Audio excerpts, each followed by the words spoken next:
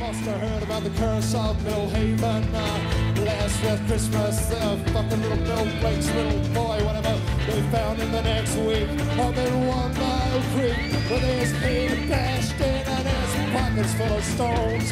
But you can just imagine on the wing and a moaning. La la la la la la. Oh, God's children, they have to die. Knees up. Mad polka sort of thing, isn't it?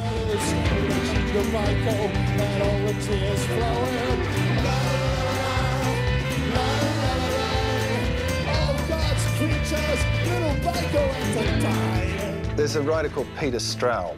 He's really good. He's like a Stephen King style novelist. Where all of his things happen is this town called Millhaven. And, you know, it's basically his town where his books are set, and which I didn't really register, and have somehow called this thing the Curse of Millhaven. So someone has sort of sent that to Peter Straub, and he sent this extremely generous letter back saying, well, yes, there seems to be a similarity and all of that sort of stuff, but you know, that's what the creative process is, and talk very favourably about the song and, you know, all that sort of stuff.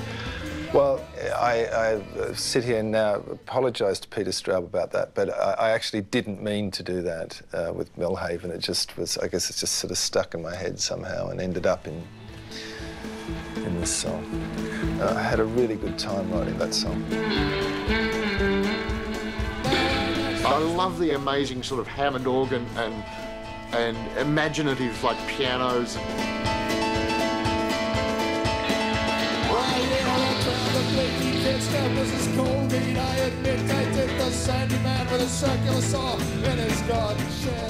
I did a lot of bits and pieces, and we recorded some demos at Atlantis Studio, which was a fascinating little studio in Melbourne where people used to drop in, like Dave Graney, and I can remember seeing probably more than 20 people all sitting around the floor shaking things and banging things and all that sort of stuff, and basically having a huge laugh. I think I once called them the Moron Tabernacle Choir. I think that's brilliant.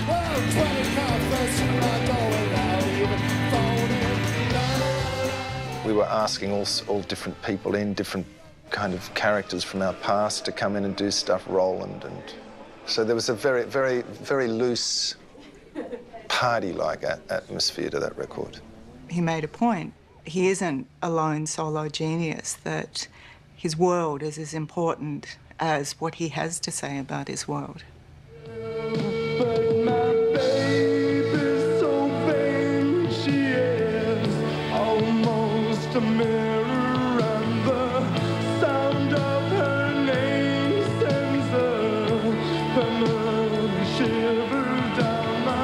I saw the Boys Next Door play in '78, and I've seen them, you know, develop into the birthday party and into the Bad Seeds. Personally, I can see all the way through, you know, in a way that Nick always had this kind of light playfulness, you know, that has probably sustained him all the way through. You know, he can move on from, I don't know, situations and reputations and kind of renew himself, you know, in ways that, you know, artists have to do.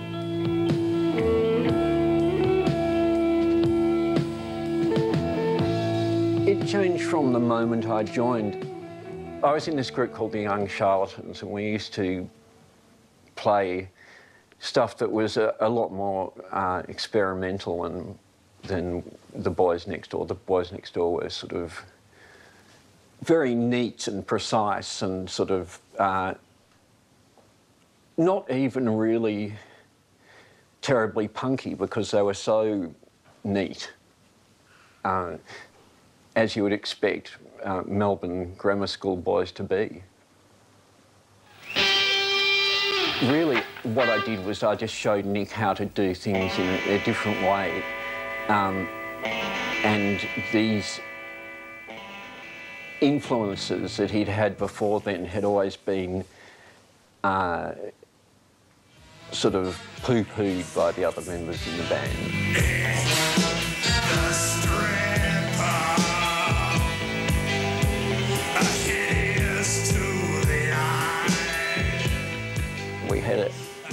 a genuine desire to create rock music that was that encompassed all the things that rock music should encompass. It should be dumb and sexy and smart and, you know, just go through the whole gamut of options.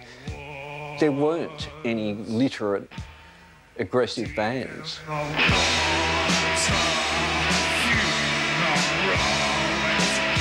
That was something that was important to us, to try and prove that if you're making rock music, it doesn't mean that you're working in the bargain basement of art. They were a band in search of a definite direction. I think what they're looking for then was a way to marry both the dramatic elements that Nick Cave enjoyed and a band that was capable of art as well as power. So the elements that they'd tried before were coming together by the time he was doing Motor Ballads. It became clearer that the way for the band to go was to be a cohesive, powerful, but capable of restraint beast.